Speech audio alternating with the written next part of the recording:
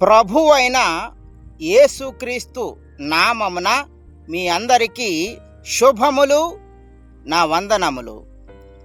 ప్రార్థన.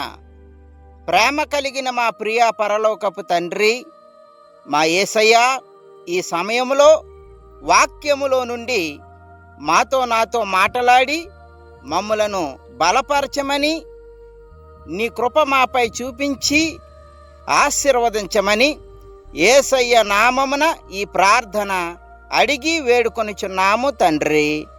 ఆమేన్. పరిశుద్ధ గ్రంథములో నుండి మార్కు సువార్త 13వ అధ్యాయము 33వ వచనంలో మెలకువగా నుండి ప్రార్థన చేయుడి. దేవుడు ఈ వాక్యమును మన వినికిడిలో దీవించునుగాక. ఆమేన్. క్రీస్తునందు ప్రియ సహోదరి సహోదరులారా, ప్రభువైన యేసుక్రీస్తు వారు ఈ మాట చెప్పడం జరిగింది. మనము ప్రార్థించు వారముగా ఉండాలి. మన ఆత్మీయ జీవితంలో పట్టుదల కలిగిన ప్రార్థన చేయాలి. యాకోబు పట్టుదలగా ప్రార్థించినప్పుడు, నీవు నన్ను ఆశీర్వదించితేనే గాని నిన్ను పోనీయనెను అని ఆదికాండము 32వ అధ్యాయము 26వ వచనంలో రాయబడి ఉంది. దేవునితో ప్రార్థనలో పోరాడి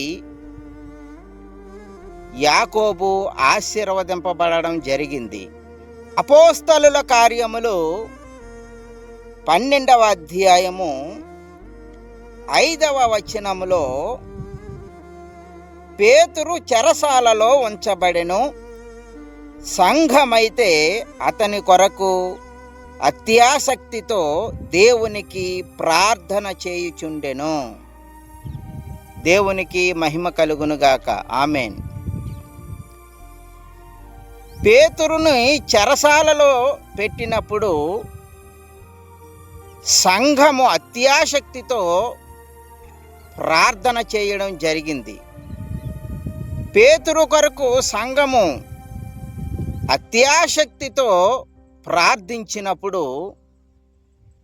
దేవుడు ప్రభువు దూతను పంపించి చెరసాలలో ఉన్న పేతురును చెరసాలలో నుండి బయటికి తీసుకొని రావడం జరిగింది.